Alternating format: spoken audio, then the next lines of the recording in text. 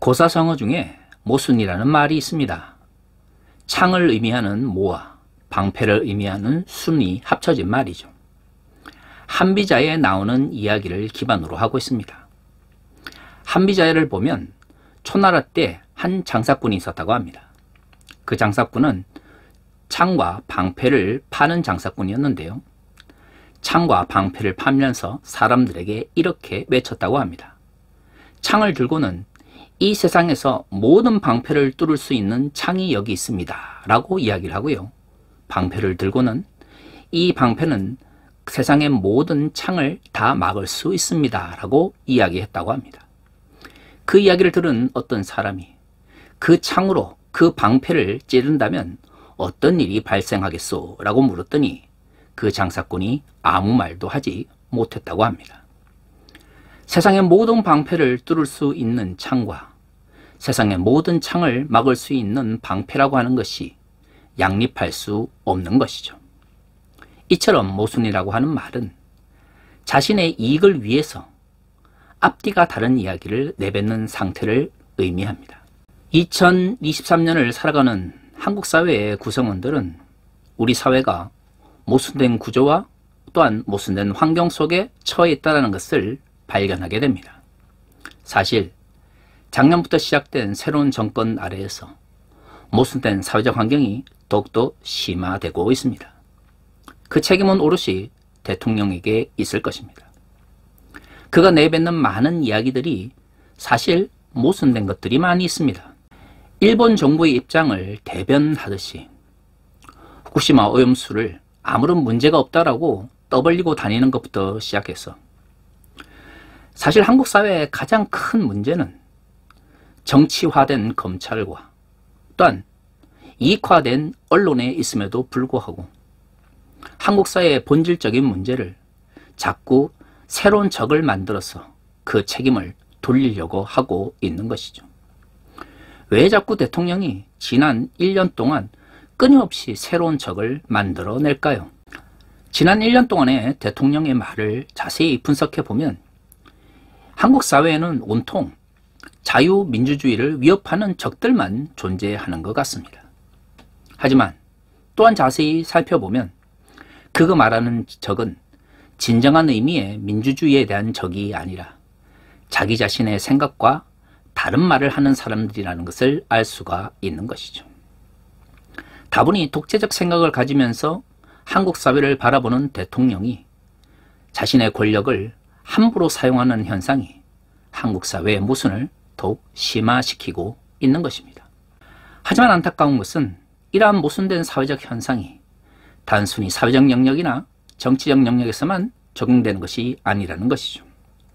한국교회 내에서도 모순으로 된 상경들이 너무나 많이 있습니다. 그 대표적인 경우가 바로 교회를 세습하면서 교회 공동체를 공교회성을 가진 집단이다라고 말하는 것이죠. 또 다른 예는 사회적 약자에 대한 차별과 혐오를 정당화하면서 이를 종교적으로 포장하려고 하는 잘못된 행동을 들 수 있을 것입니다. 이러한 모습들은 한국교회가 스스로 모순된 행동과 언어적 표현을 사용하고 있다는 것을 명확하게 드러내줍니다. 우리가 일반적으로 사회적 모순이나 종교적 영역에서의 모순을 심각한 문제라고 바라보는 것은 그것이 권력을 가지고 있는 사람들이 자신의 이익을 지키기 위한 도구로 사용되어지고 있기 때문입니다. 이러한 관점에서 모순은 단순한 자신이 했던 말과 행동의 차이가 아니라 이익과 관련되어서 권력 있는 사람들이 자신의 주장을 정당화하는 과정 속에 나타나는 상반된 잘못된 논리들을 이야기하는 것이죠. 그렇다면 이러한 모순된 사회적 환경과 종교적 상황 속에서 그리스도인들은 어떠한 삶을 살아가야 할까요? 오늘의 본문의 말씀은 그리스도인들이 추구해야 될 21세기적 삶의 모습을 우리에게 분명하게 말해주고 있습니다. 2000년 전 바울은 빌립보 교회에 편지를 썼습니다. 당시 바울은 감옥에 갇혀 있었는데요. 정확한 이유는 알 수 없으나 그가 복음을 전했던 다양한 행동으로 인하여 고난을 받게 되었고 그 결과로 감옥에 갇히게 되었습니다. 바울은 빌립보서 1장에서 자신이 복음을 위하여 고난받는 것이 당연한 것이며 또한 그것으로 인하여 감옥에 갇혀 있지만 그것이 복음을 위하여 더욱더 좋은 것이다 라고 말을 하고 있습니다. 그리고 오늘의 본문의 이야기로 이어지는 것이죠. 27절에서 바울은 이렇게 이야기합니다. 오직 너희는 그리스도의 복음에 합당하게 생활하라. 이는 내가 너에게 가보나 떠나 있으나 너희가 한 마음으로 서서 한 뜻으로 복음의 신앙을 위하여 협력하는 것과 자신이 복음을 인하여 감옥에 갇혀 있는 현실, 고난받고 있는 현실 속에서도 바울은 빌립보 교회 사람들에게 복음에 합당한 삶을 살아갈 것을 이야기합니다. 제가 지난번에도 설교한 것처럼 당시 빌립보 교회는 바울이 감옥에 갇히는 여러 가지 어려운 문제로 인하여 함께 어려움에 처해 있었을 것으로 추측되어집니다. 그런 빌립보 교회를 향하여 바울은 위로하면서 동시에 복음에 합당한 삶을 살 것을 이야기하는 것이죠. 27절과 28절은 그 복음에 합당한 삶이 무엇인가를 분명하게 말하고 있습니다. 27절은 앞에서 읽은 것처럼 서로 마음을 모아 협력할 것을 이야기합니다. 그리고 28절에 또한 복음에 합당한 삶의 모습을 이야기하고 있습니다. 28절은 이렇게 이야기합니다. 무슨 일에든지 대적하는 자들 때문에 두려워하지 아니하는 이 일을 듣고자 함이라. 이것이 그들에게는 멸망의 증거요 너에게는 구원의 증거니 이는 하나님께로부터 난 것이라. 바울은 고난 가운데 있는 빌립보 교회 사람들에게 그리스도의 복음에 합당한 삶을 살 것을 이야기합니다. 그러면서 두 가지 구체적인 삶의 모습을 이야기하죠. 첫 번째는 그리스도의 신앙을 위하여 서로 협력할 것을 이야기합니다. 고난 가운데서 홀로 그 고난을 이겨내는 것은 결코 쉬운 일이 아닙니다. 그렇기 때문에 함께 정의를 추구하며 하나님의 의를 추구하는 공동체가 필요한 것이죠. 그들은 어려운 가운데서도 그리스도의 신앙을 위하여 서로 협력하며 서로에게 힘을 나누어 줍니다. 복음에 합당한 또 다른 삶의 모습은 그들을 대적하며 그들에게 어려움을 주는 사람들을 두려워하지 않는 것입니다. 앞서 이야기한 것처럼 바울은 복음으로 인하여 감옥에 갇혀 있었습니다. 그 가운데서 엄청난 고난에 처해 있었던 것이죠. 바울의 고난만큼은 아니라 할지라도 빌립보 교회 역시 어려움에 처해 있었습니다. 바울은 그러한 빌립보 교회를 향하여 그들을 대적하는 사람들, 그들을 핍박하는 사람들을 두려워하지 말 것을 이야기합니다. 그것이 바로 복음에 합당한 삶의 두 번째 모습인 것이죠. 그렇다면 그 이유는 무엇일까요? 바울은 분명하게 이야기합니다.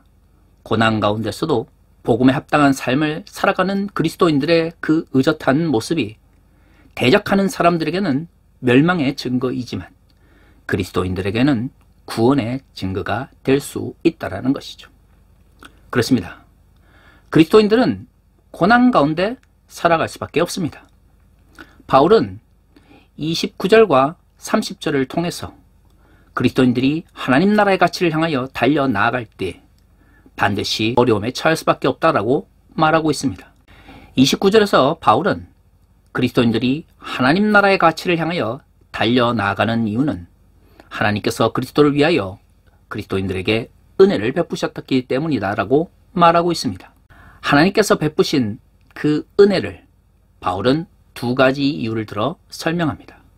첫 번째는 그리스도를 더욱 잘 믿도록 하기 위한 것이며 또한 그리스도를 믿음과 동시에 고난에 처하도록 하기 위한 것이다 라고 말이죠.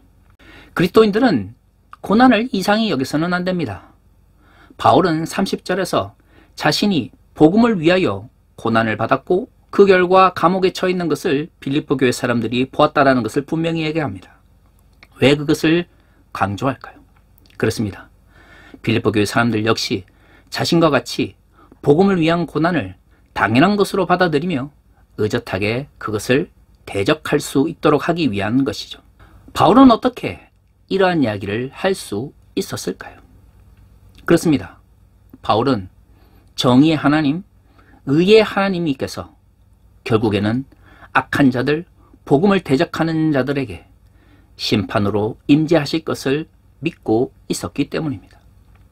그렇기 때문에 대적자들이, 복음에 반하는 가치를 전하는 사람들이 아무리 그리스도인들을 핍박한다 할지라도 그것을 의젓하게 이겨낼 수 있는 것이죠. 그것을 통해서 더욱더 복음의 분명성이 드러나는 것입니다.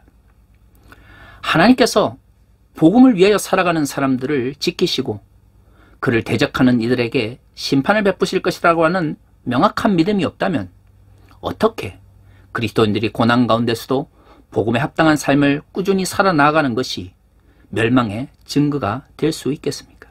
사실 불의한 일을 행하면서 자신의 이익을 추구하는 사람들, 즉 모순된 주장을 하며 모순된 행동을 하는 사람들은 자신이 가지고 있는 권력에 의존해서 살아가는 사람들이 대부분입니다. 왜 모순된 주장과 행동을 할 수 있을까요? 자신이 가진 권력을 통해서 자신의 이익을 지킬 수 있고 얼마든지 자신의 잘못된 행동과 잘못된 말을 뒤집을 수 있다고 생각하기 때문입니다. 그래서 불의한 자들이 모순을 행하거나 모순을 내뱉는 경우가 대부분인 것이죠. 하지만 역사 속에서 그토록 왜곡된 권력을 행사했던 사람들이 끝까지 좋은 결과를 맺은 경우는 잘 없습니다. 때로는 도무지 모순된 세상이 끝날 것 같지 않은 가운데서 끊임없이 불의와 싸워 나아가는 사람들이 생각지도 않은 때에 모순된 권력이 몰락하는 현상이 자주 발생했던 것이죠. 한국 사회의 역사를 통해서도 우리는 그것을 알 수 있고요. 교회사를 통해서도 그것은 분명히 드러납니다. 한국 사회의 민주화나 일제로부터의 독립은 우리가 생각지도 않은 때에 급속하게 다가왔습니다. 그 어느 누구도 일제로부터 독립할 거라고 생각하지 않았음에도 불구하고 광복이 찾아왔고요. 독재가 끝날 것 같지 않았던 어두운 시절에 갑자기 민주화의 길이 다가왔던 것이죠. 이처럼 역사 속에서 우리가 알 수 있는 것처럼 미래는 우리의 영역이 아닙니다. 때로는 불의가 끝나는 것 같지 않고 때로는 모순이 영원히 지술될 것 같은 그러한 현실 속에서도 불의와 타협하지 않고 모순된 행동들을 비판해 나아가는 사람들을 통해서 역사는 발전을 이루었던 것이죠. 교회에서도 마찬가지입니다. 교회가 불의할 때에 그 권력이 영원할 것 같지만 결국에는 그 잘못된 권력의 남용으로 인하여 교회가 몰락하는 것을 우리는 역사를 통하여 자주 경험하였습니다. 한국 교회는 어떻습니까? 70년대와 80년대 급속하게 성장했던 한국 교회가 90년대 후반부터 권력화되었을 때 많은 대형교회 목사들과 또한 권력의 친밀함을 느꼈던 목사들은 자신들이 가지고 있던 그 힘이 영원히 지속될 것이라 생각했습니다. 그러나 2000년대 들어 한국 교회는 급속하게 몰락하기 시작했습니다. 자신의 권력을 잘못된 방향으로 사용하고 하나님 나라의 가치가 아니라 하나님 나라의 가치에 반하는 행동들과 모순된 이야기들을 내뱉는 순간 교회는 급속하게 몰락화된 것이죠. 그렇습니다. 정치적 권력이든 종교적 권력이든 모순된 권력은 급속하게 몰락할 수밖에 없습니다. 모순된 시대를 살아가면서 불의한 권력에 저항하는 그리스도인들이 이 어두운 시대 속에서 자신의 믿음을 저버리지 않고 하나님의 공의와 하나님의 정의를 향하여 달려나아갈 수 있는 힘은 어디에 있을까요? 그렇습니다. 하나님께서 그 모순된 세상을 심판하시며 그 불의한 자들을 심판하실 것이라고 하는 명확한 믿음을 통해서 우리는 이 어두운 세상에 힘을 얻어 살아갈 수 있는 것이죠. 그리고 그 믿음이야말로 현실의 잘못과 타협하지 않고 묵묵히 복음에 합당한 삶을 살아갈 수 있는 힘이 되는 것입니다. 사랑하는 성도 여러분, 모순된 사회가 모순된 환경으로 또한 모순된 구조 속에서 우리를 힘들게 하고 있습니다. 하지만 그 모순된 권력이 정치적인 것이든 사회적인 것이든 아니 종교적인 것이든 하나님 나라의 가치에 반하는 왜곡된 힘과 권능 앞에서 우리는 결코 타협하거나 슬퍼할 필요가 없습니다. 왜냐하면 정의를 향하여 나아가는 그리스도인들의 삶은 그리고 그것으로 받는 고난은 당연히 믿음을 가진 그리스도인들의 동전의 양면과 같기 때문입니다. 그리고 우리가 그러한 믿음을 끝까지 지켜나갈 수 있는 것은 결국 고난 앞에서 복음에 합당한 삶을 살아가는 그리스도인들의 삶이 하나님 나라를 통하여 악인들과 모순을 행하는 이들에게 심판으로 멸망으로 임재할 것을 우리가 믿고 있기 때문입니다. 어둠이 짙어질수록 하나님의 심판과 멸망의 날이 가까우고 있다라고 하는 확실한 믿음을 가지고 우리의 현실 속에서 끊임없이 복음에 합당한 삶을 하나님의 공의와 정의를 외칠 수 있는 그리스도인들이 되었으면 좋겠습니다.